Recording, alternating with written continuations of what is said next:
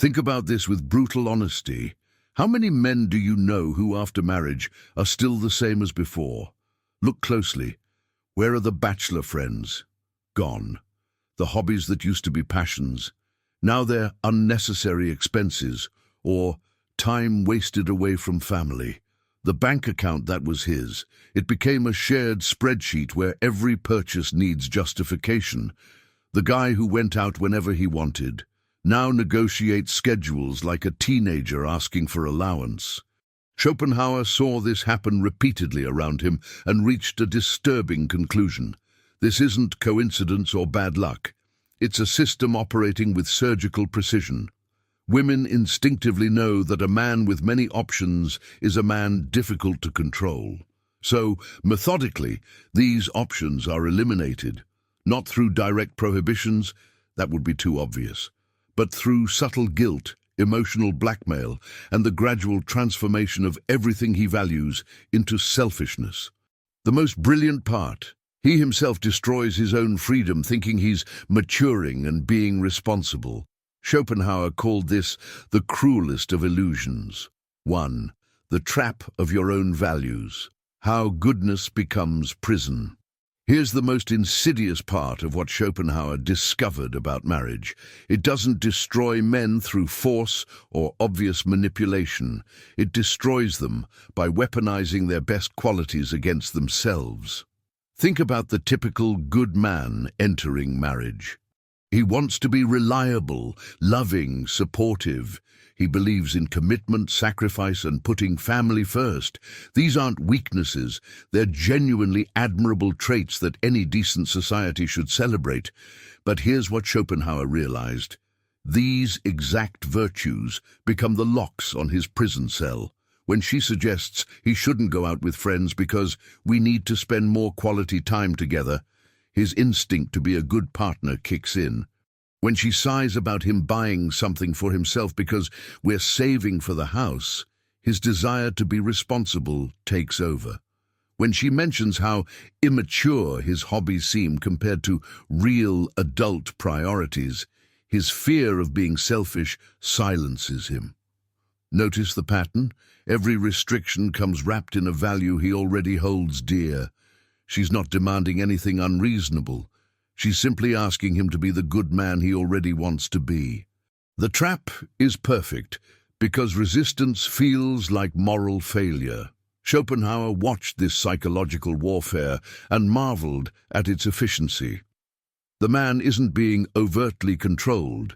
He's being gradually convinced that his own desires are character flaws. His need for friendship becomes emotional immaturity. His personal interests become selfish indulgences. His desire for independence becomes commitment issues. The genius lies in the timing. These suggestions don't come all at once. They're dripped slowly, like poison in wine. First, it's just the friends who are bad influences. Then it's the expensive hobby that's financially irresponsible. Then it's the time spent alone that's antisocial. Each concession feels reasonable in isolation, but together they form a web that grows tighter with every compromise. What makes this particularly cruel is that society reinforces every step. Other married men nod knowingly when he complains about missing his old life. That's just what being married is, they say, as if imprisonment were a natural law of physics. Family members praise him for settling down and getting his priorities straight. The world celebrates his diminishment as growth. Schopenhauer understood that most men never see the trap because they're too busy being proud of their moral choices. They genuinely believe they're becoming better people. The man who once traveled the world now stays home because he's mature. The man who once pursued passions now works overtime because he's responsible. The man who once had adventures now watches Netflix because he's content. But here's the devastating truth Schopenhauer uncovered. This isn't contentment. It's learned helplessness dressed up as virtue. The man hasn't become better, he's become smaller. His world has shrunk to the size of domestic obligations, and he's been trained to call this progress. The psychological mechanism is brilliant in its simplicity.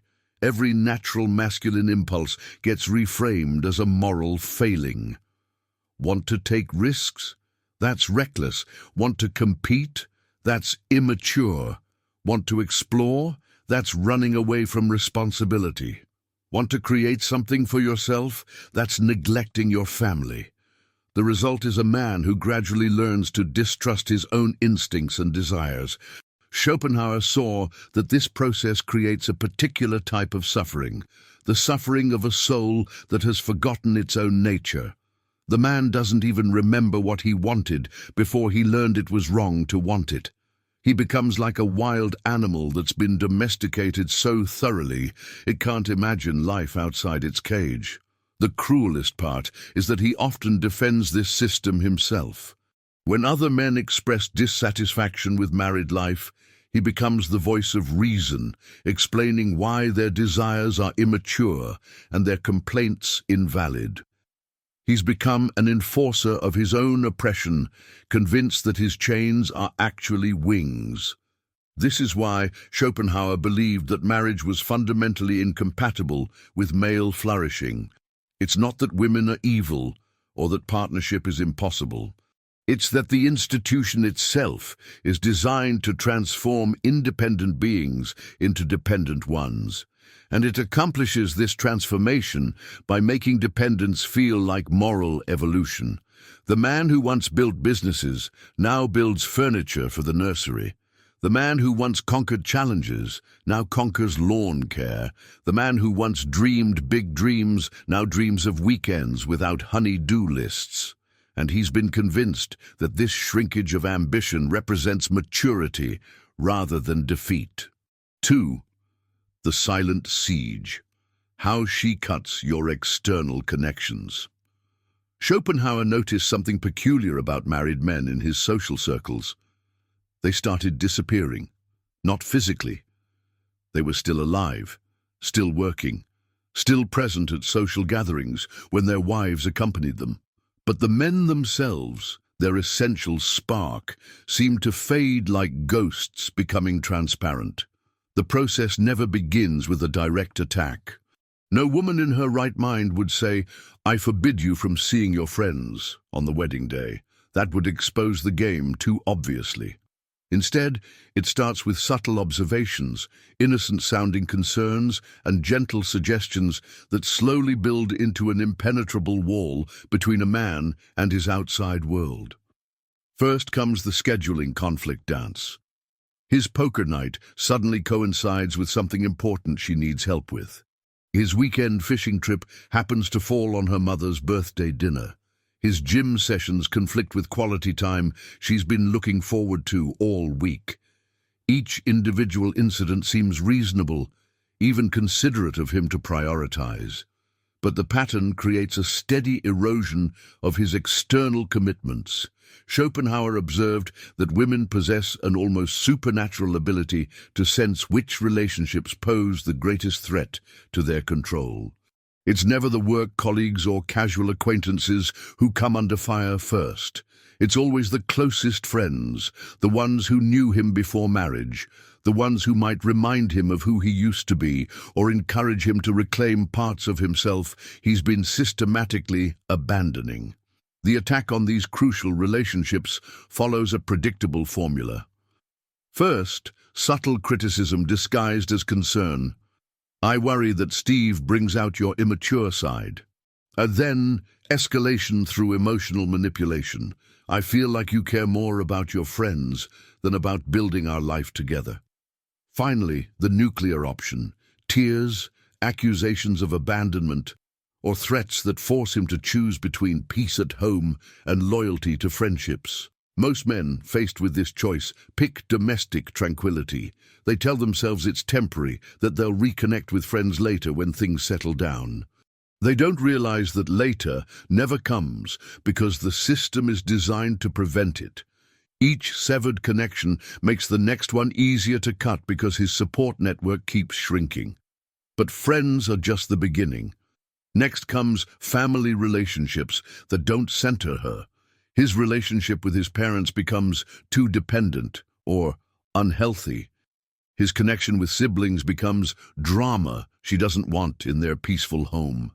Even his relationship with his own children from previous relationships becomes suspicious. He's accused of loving them more than their future children together. Schopenhauer realized this isolation serves multiple purposes. Without external perspectives, the man loses his ability to recognize that his situation isn't normal. When everyone around you is part of the same system, you can't see the system itself. He also loses potential sources of support when things go wrong, making him more dependent on her approval and less likely to leave even when deeply unhappy. The process extends beyond personal relationships to activities and spaces where he might meet other men or remember his former self. His gym membership becomes expensive during a tight month and somehow never gets renewed. His hobby groups become time-consuming, right when she needs more help around the house. His solo activities become selfish when they could be doing things together as a couple instead.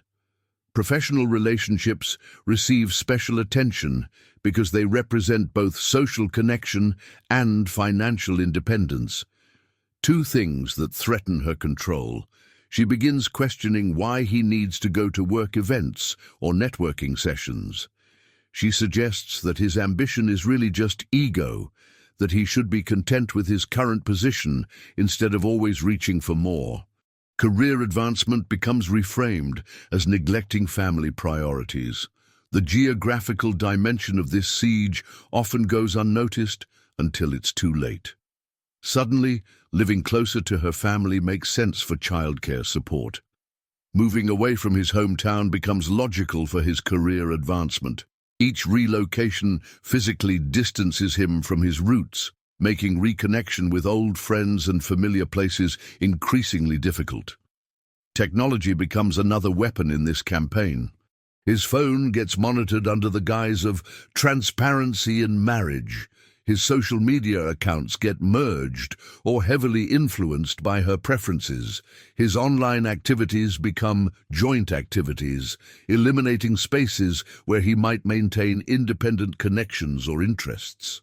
What Schopenhauer found most fascinating was how this isolation gets reframed as intimacy.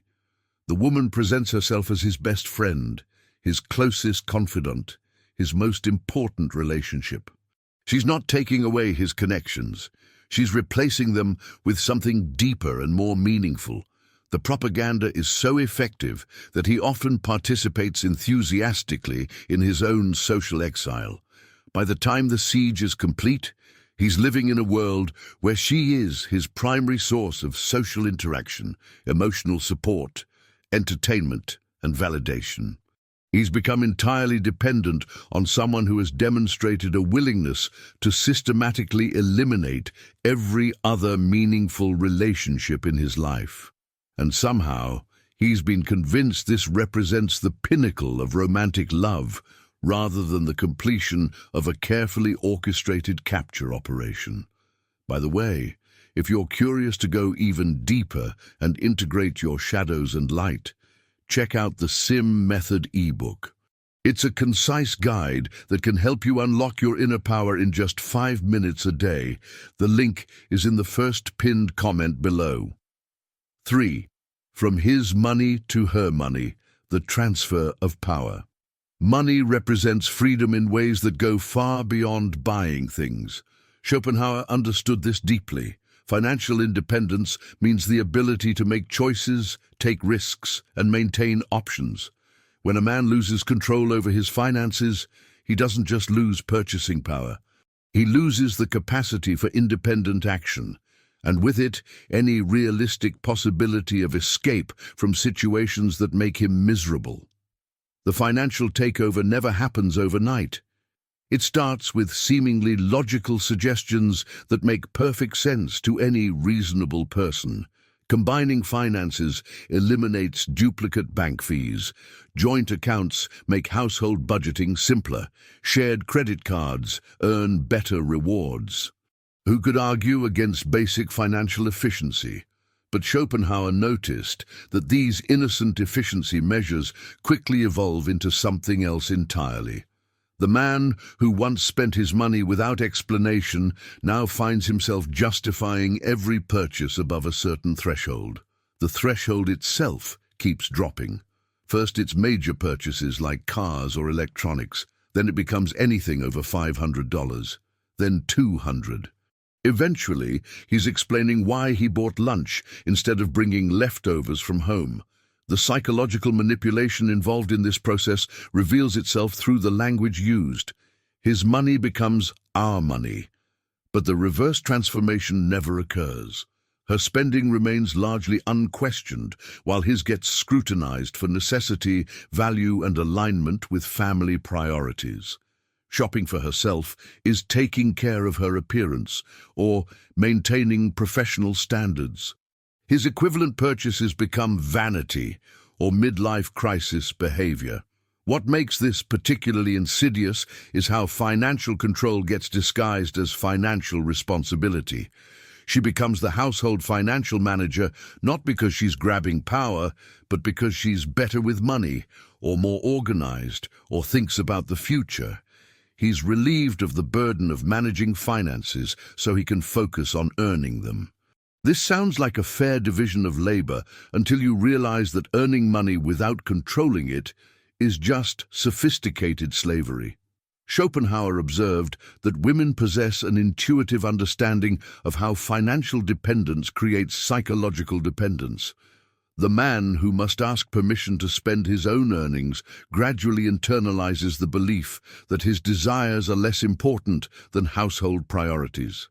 More critically, he loses the ability to make major life changes because he no longer controls the resources that would make such changes possible.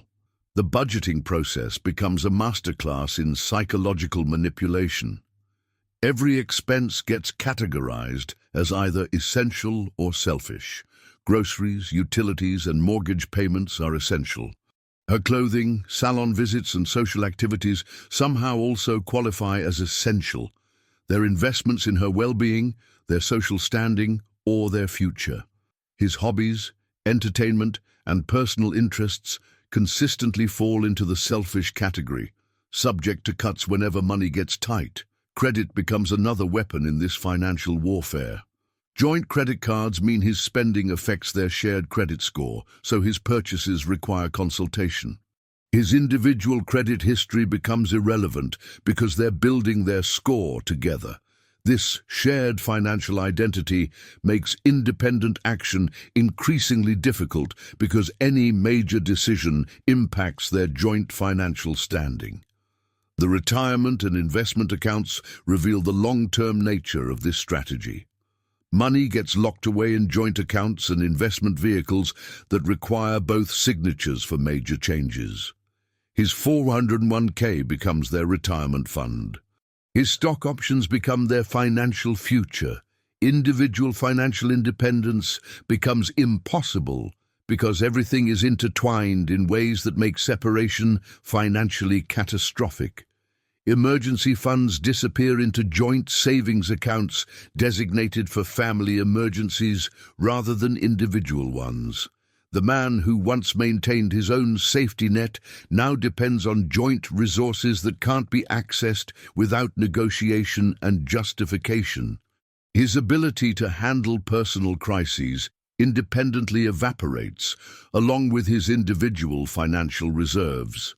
Business investments and entrepreneurial ventures face particular scrutiny because they represent both financial risk and potential independence.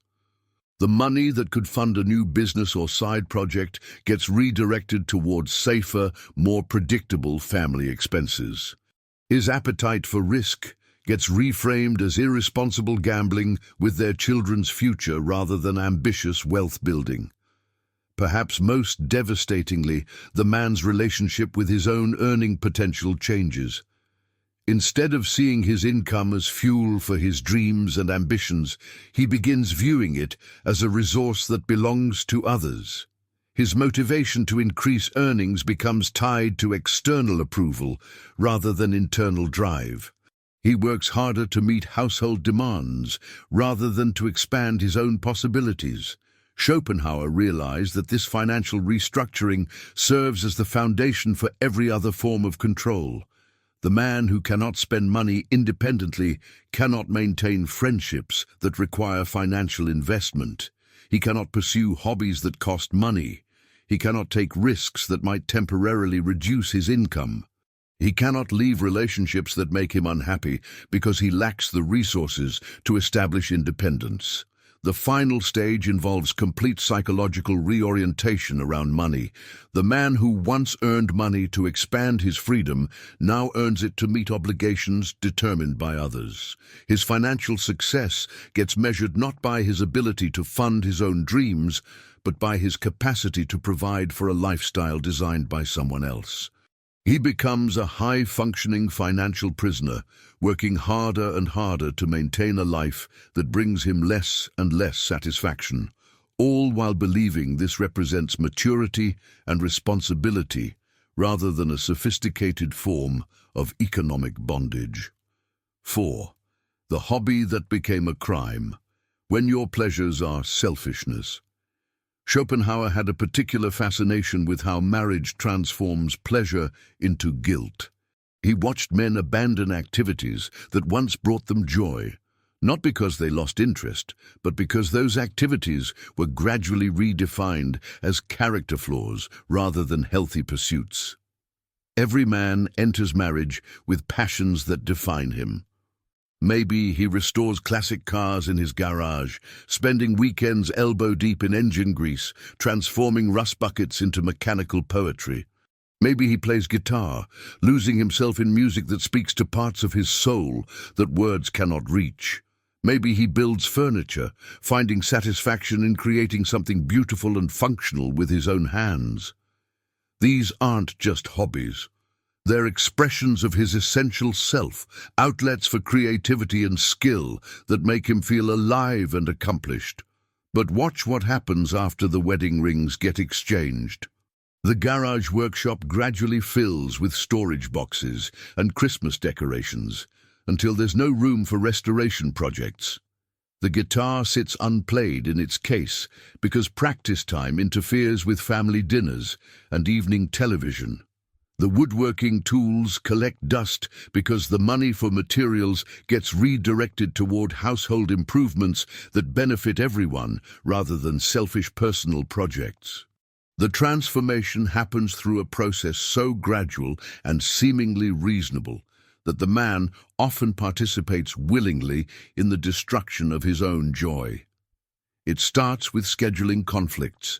His Saturday morning workshop time coincides with farmers' market trips or family activities.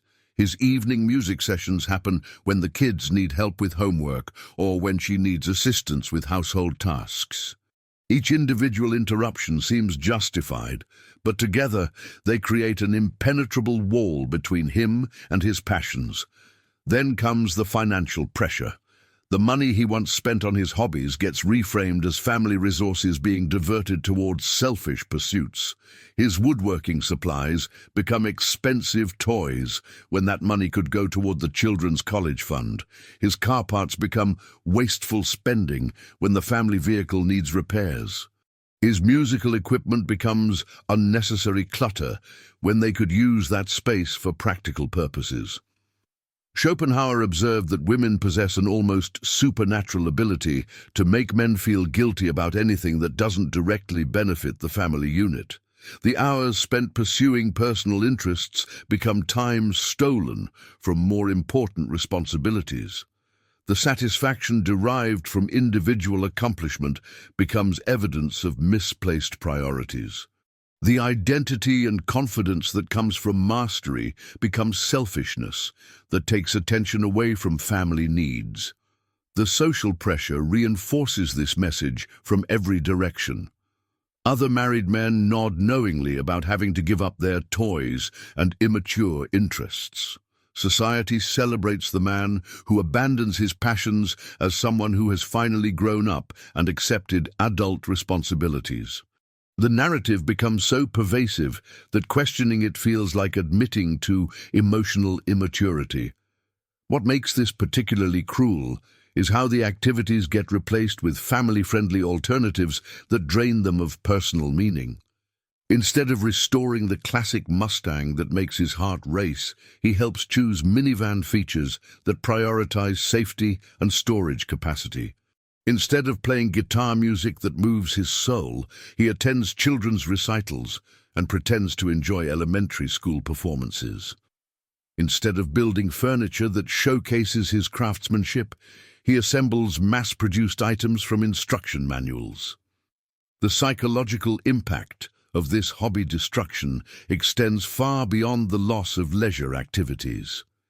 These pursuits often represent the man's primary sources of accomplishment outside of work and family obligations.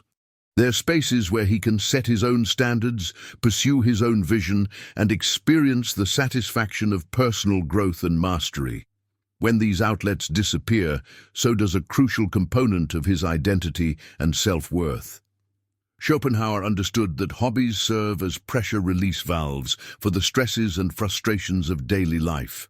The man who can lose himself in a passionate pursuit for a few hours returns to his other responsibilities refreshed and energized. But when those escape routes get blocked, the pressure builds with nowhere to go. The result is often a man who appears functional on the surface but feels increasingly trapped and resentful underneath. The destruction of hobbies also eliminates important social connections. Many of these activities involve communities of like-minded enthusiasts who share knowledge, offer support, and provide friendship based on common interests rather than family obligations.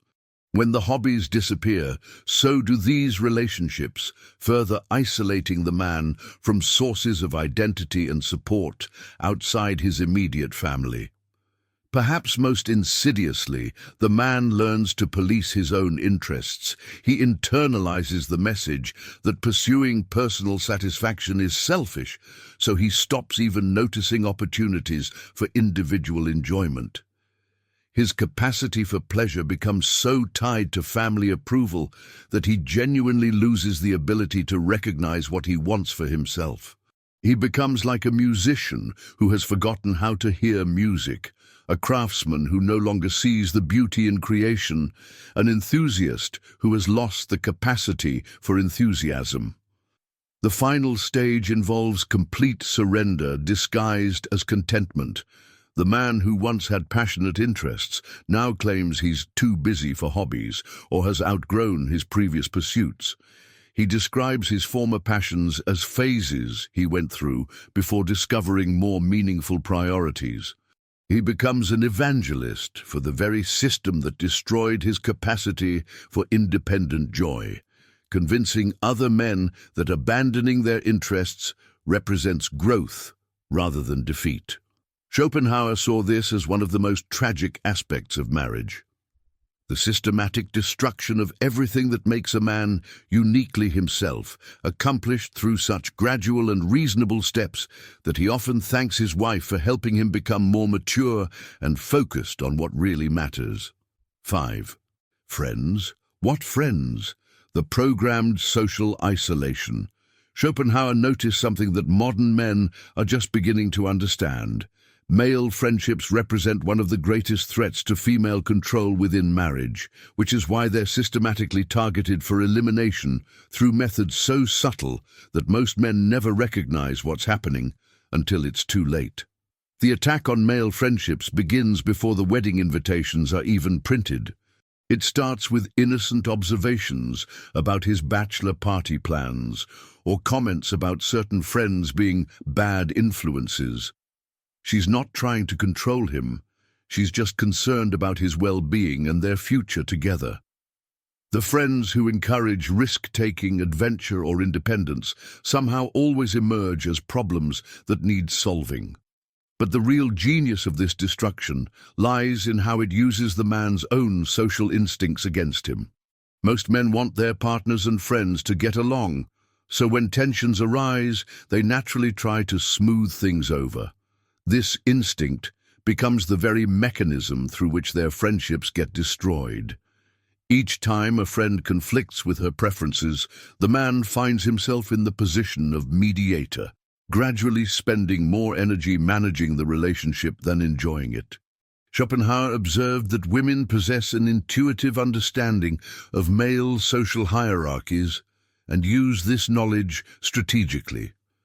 They identify the alpha friend, the one with the most influence, the one other guys look up to, the one most likely to encourage independence or question relationship decisions. This friend faces the most sustained campaign of subtle undermining. He becomes controlling, or jealous of your happiness, or threatened by your growth. The process accelerates after marriage through what appears to be natural relationship evolution. Couple friends become the social priority because they align with the new married identity. Single friends become awkward additions to dinner parties and family gatherings. The activities that built male friendships, pick-up basketball games, poker nights, fishing trips, bar conversations, get reframed as remnants of an immature past that successful married men should outgrow. Geographic manipulation often plays a crucial role in this social destruction. Moving to a new neighborhood for better schools or closer proximity to her family creates natural distance from existing friendships. The practical challenges of maintaining relationships across greater distances provide perfect cover for their gradual dissolution. By the time he realizes what's happening, years have passed without meaningful contact with old friends. The most devastating weapon in this arsenal is time scarcity manufactured through overscheduling. Every weekend gets filled with family activities, household projects, or social obligations that involve couples rather than individual friendships. The man who once had entire Saturdays to spend with friends now has 2-hour windows that must be scheduled weeks in advance and can be cancelled at the first sign of family crisis or domestic need. Work friendships face particular scrutiny because they're harder to eliminate directly. Instead, they get contained and neutralized. After-work drinks become problematic because they delay his return home to family responsibilities. Work social events become optional rather than important for his career development. Professional networking gets reframed as time away from family rather than investment in their financial future. Schopenhauer recognized that the destruction of male friendships serves multiple strategic purposes beyond simple control.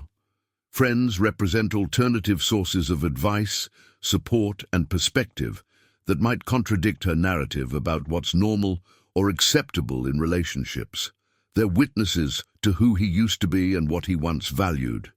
They're potential allies if the marriage encounters serious problems and he needs support during difficult decisions. The replacement social structure that emerges serves her interests perfectly. Couple friends provide social interaction without threatening the primary relationship. Family gatherings center around her relatives and their preferences. Professional obligations become the only acceptable excuse for social time away from home. But even these must be clearly work-related rather than enjoyable. Perhaps most insidiously, she often becomes his primary source of social analysis and interpretation. Without independent friendships to provide alternative perspectives, he relies on her to help him understand social situations, evaluate other people's behavior, and make decisions about social commitments. She becomes not just his primary social connection, but his guide for understanding all other social connections. The emotional manipulation involved in this process deserves special attention. Friends get redefined as threats to the marriage rather than supports for his individual well-being. Time spent maintaining friendships becomes time stolen from more important relationship building. Investment in friendships becomes evidence that he's not fully committed to married life. The man who once drew strength from multiple relationships now depends entirely on one. The final stage involves the complete internalization of isolation. The man stops reaching out to old friends, not because he's been forbidden, but because he's genuinely convinced himself that he's too busy or has different priorities now. He describes his former social life as immature or superficial compared to the deep satisfaction of family life. He becomes an advocate for the very system that destroyed his social support network. When marriage problems inevitably arise, he finds himself with nowhere to turn. The friends who might have offered perspective, support, or simply a listening ear have been systematically eliminated from his life. His social isolation makes him more dependent on the very relationship that created the isolation in the first place. He's trapped not just by financial or logistical constraints, but by the complete absence of alternative sources of social connection and emotional support. Schopenhauer saw this as perhaps the most psychologically damaging aspect of the marriage trap, the way it cuts men off from the social bonds that give life meaning and provide resilience during difficult times, leaving them emotionally dependent on a single relationship that has already demonstrated its willingness to destroy their other sources of connection and support. 6. The hostage father. How children become instruments of control. Schopenhauer observes something that cuts to the very heart of male psychology. The moment a man becomes a father, he also becomes a hostage. Children, those precious beings he would die to protect, transform from sources of joy into instruments of control so powerful that they can override every other consideration in his life. The transformation doesn't happen immediately. During pregnancy and the early months, he experiences genuine wonder at the miracle of new life. He feels pride in his expanding family, excitement about teaching his children about the world, and deep satisfaction in providing for their needs. These feelings are authentic and beautiful, which is exactly what makes them so dangerous as weapons against his independence. But watch how the narrative shifts as the children grow. Every decision he makes gets filtered through the question of what's best for them. Career choices must prioritize financial stability over personal fulfillment because children need security. Living arrangements must prioritize school districts over his preferences because children need good education. Social choices must prioritize family-friendly activities over personal interests because children need proper examples. Schopenhauer noticed that women intuitively understand the power of positioning themselves as advocates for the children's interests against his selfish desires. When he expresses dissatisfaction with marriage, she doesn't defend the relationship. She points out how his unhappiness affects the children. When he considers career changes that might improve his life satisfaction, she focuses on how the transition period might disrupt their stability. When he desires more personal freedom, she explains how his absence impacts their emotional development. The genius of this strategy lies in its moral impeccability. What kind of father puts his own happiness above his children's well-being? What kind of man abandons his responsibilities when innocent lives depend on him? These questions don't have socially acceptable answers, which means they don't require logical responses. They simply end conversations through emotional manipulation. The financial dimension of parental hostage-taking deserves particular attention.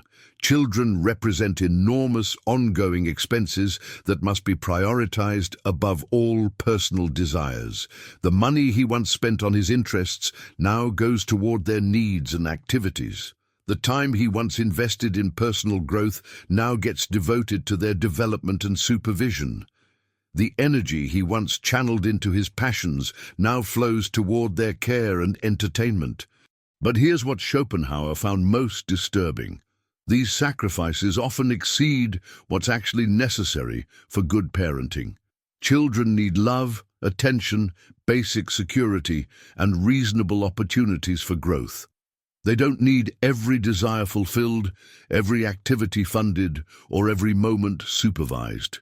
The escalation of parental investment often serves to maximize his resource drain rather than optimize their development. The social pressure around modern parenting creates perfect cover for this exploitation. Society demands increasingly intensive parental involvement in children's lives, creating endless opportunities for her to redirect his time and energy toward family obligations. School events, sports activities, social gatherings, educational programs, each represents another claim on his schedule that cannot be questioned without appearing to neglect his children. The emotional manipulation becomes most visible during relationship conflicts. When he expresses dissatisfaction or considers changes, the children's well-being becomes the ultimate trump card. Divorce will traumatize them. Career changes will destabilize them. His pursuit of personal happiness will damage them. The message is clear. Good fathers suffer in silence rather than risk harming their children through selfish choices. Schopenhauer recognized that this creates a particularly cruel psychological trap. The man's natural protective instincts, his desire to be a good father, and his love for his children become the very mechanisms that ensure his continued captivity. He cannot pursue his own happiness without feeling like he's betraying the beings he loves most in the world. The custody system reinforces this hostage situation with devastating effectiveness. The man who considers leaving an unhappy marriage faces the very real possibility of losing regular contact with his children. The family courts, despite claims of gender neutrality, still typically award primary custody to mothers. His choice becomes staying in a relationship that makes him miserable or risking the loss of his most important relationships. Even when custody arrangements appear fair on paper, the practical reality often favors continued cooperation with his ex-wife's preferences. Schedule changes, activity decisions, educational choices, and major life decisions require ongoing negotiation with someone who has already demonstrated a willingness to use his love for his children against him. His relationship with his own children becomes mediated through someone who may not have his best interests at heart. The most insidious aspect of this dynamic involves the gradual redefinition of good fatherhood. Being a good father increasingly means being a good provider, a reliable presence, and a supportive partner to their mother, rather than being a strong, independent role model for autonomous living. Children learn that adult men sacrifice their dreams and desires for family obligations, preparing the next generation to repeat the same patterns. Schopenhauer saw that this creates a devastating cycle where each generation of men gets trapped by the same mechanisms that captured their fathers. Sons learn that mature men abandon personal ambitions for family responsibilities. Daughters learn that women can control men through children and emotional manipulation. The system perpetuates itself through the very people it's designed to control. The psychological damage to the children themselves often goes unrecognized. They grow up in households where one parent, usually the father, is subtly resentful and emotionally distant despite being physically present. They witness relationships based on obligation rather than genuine partnership. They internalize dysfunctional dynamics as normal family patterns. Perhaps most tragically, the man often never realizes that being a good father and maintaining his independence aren't mutually exclusive. Children actually benefit from having fathers who pursue their own goals, maintain their friendships, and demonstrate that adult men can be both responsible and free. The sacrifice model of fatherhood often produces worse outcomes for everyone involved than the empowered model that maintains personal boundaries and individual identity.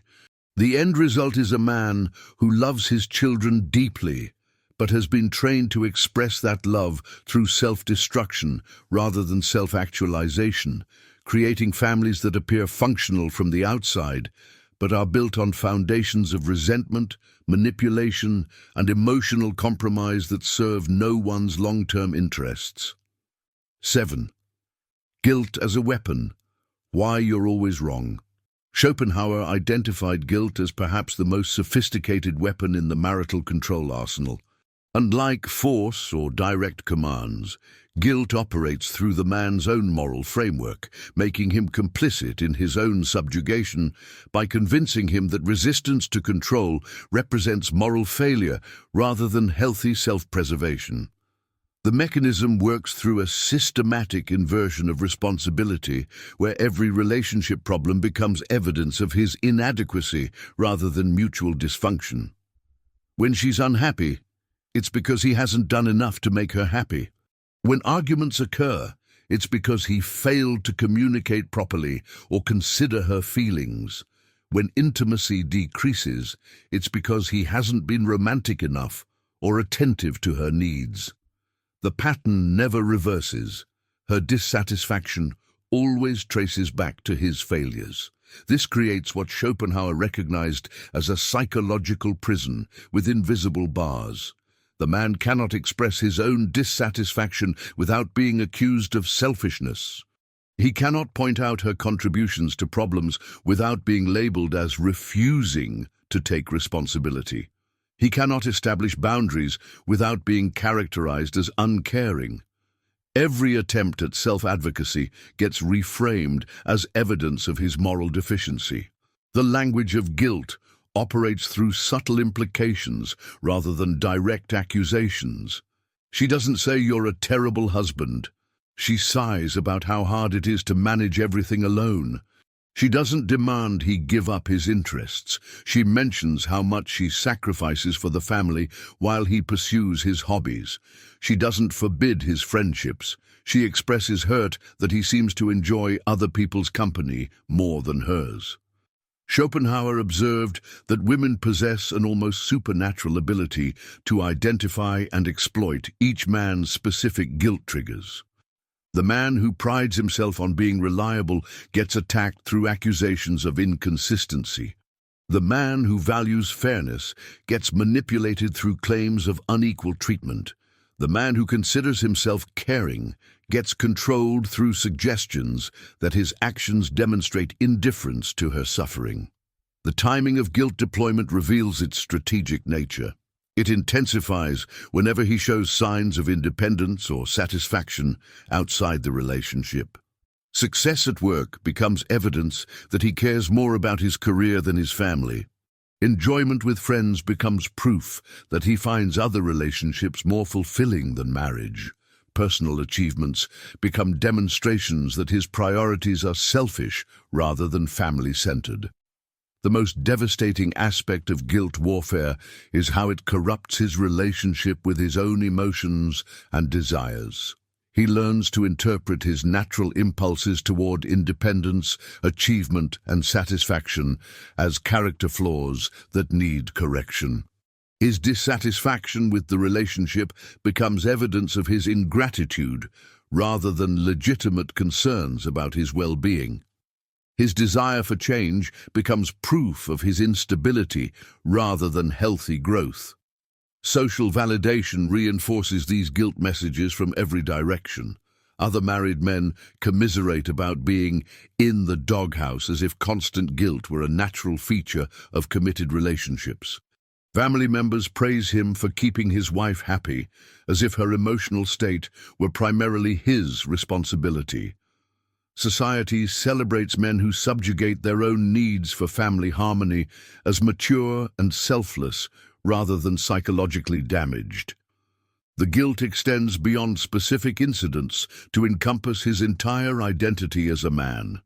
Traditional masculine traits like competitiveness, risk-taking, and independence get reframed as toxic behaviors that harm relationships. His natural desire for respect and appreciation becomes evidence of fragile ego that needs to be managed rather than legitimate emotional needs that deserve fulfillment. His instinct to solve problems and provide leadership becomes controlling behavior that oppresses her autonomy. Schopenhauer noticed that this guilt programming often succeeds because it contains kernels of legitimate concern wrapped in manipulative distortions. Men do need to consider their partner's feelings, but not to the exclusion of their own emotional needs. Relationships do require compromise, but not endless capitulation from one party. Communication is important, but not when it's designed primarily to extract confessions and apologies rather than solve mutual problems. The compound effect of constant guilt creates learned helplessness, where the man stops trusting his own perceptions and judgments. When every disagreement results in him apologizing and promising to do better, he internalizes the belief that relationship problems stem from his inadequacies. He becomes like a prisoner who has been convinced that his cell door is locked for everyone's safety, including his own. Recovery from guilt manipulation requires recognizing that healthy relationships don't require one person to constantly apologize for their existence. Partners in functional marriages don't use emotional manipulation to control each other's behavior. Disagreements don't automatically indicate that someone needs to accept blame and modify their actions to prevent future conflicts. The most insidious long-term effect involves the erosion of his capacity for healthy anger and boundary setting. Guilt training teaches him that his negative emotions about the relationship are invalid and selfish. He loses the ability to recognize when he's being mistreated, because he's been conditioned to interpret his own dissatisfaction as evidence of his moral failure, rather than reasonable responses to unreasonable treatment. Schopenhauer understood that this guilt-based control system creates marriages that appear harmonious from the outside, because conflicts get resolved through systematic capitulation rather than genuine resolution. The man learns to suppress his concerns and needs to maintain peace, creating relationships that function smoothly on the surface while building enormous reservoirs of resentment underneath. 8. Schopenhauer was right. Freedom is the only salvation. After dissecting the elaborate mechanisms of marital control, Schopenhauer arrived at a shocking conclusion. The only way for a man to maintain his essential nature and experience authentic happiness is to avoid marriage entirely. This wasn't bitter misogyny, it was cold mathematics. He calculated the cost against the benefits and found the equation hopelessly unbalanced. Schopenhauer's own life proved his theory. While married contemporaries disappeared into domestic obligations, losing their intellectual fire and ambition, he remained sharp and productive until 72. He wrote his greatest works, maintained friendships, and lived by his values rather than compromising them for social acceptance. Modern statistics support his position devastatingly. Married men report lower life satisfaction than single men. They have higher depression and anxiety rates. They abandon personal goals more frequently. Despite alleged health benefits, they often die younger, suggesting psychological damage cancels out physical advantages. The real tragedy isn't just what married men lose. It's what humanity loses when talented men get domesticated into suburban compliance. How many great books never get written because authors spend evenings helping with homework? How many businesses never start because entrepreneurial energy gets channeled into household management? How many discoveries never happen because brilliant minds focus on family logistics instead of intellectual exploration? Exceptional achievement requires what Schopenhauer called solitude of spirit, the ability to follow your path without constantly negotiating choices with others. Marriage eliminates this completely. Every decision becomes group consultation. Every goal must align with family priorities. Every risk gets evaluated for its impact on others rather than potential for personal breakthrough. Single men maintain complete sovereignty over time, energy, and resources. They can pursue ambitious projects that might fail without worrying about family security. They can relocate for opportunities without considering school districts. They can invest time developing skills that might not pay immediate dividends, but could lead to revolutionary achievements later. Financial freedom extends beyond keeping more money. It means maintaining ability to make major life changes without economic catastrophe. Single men can leave jobs they hate, start exciting businesses, or invest in speculative ventures. Their financial flexibility enables psychological flexibility married men cannot match.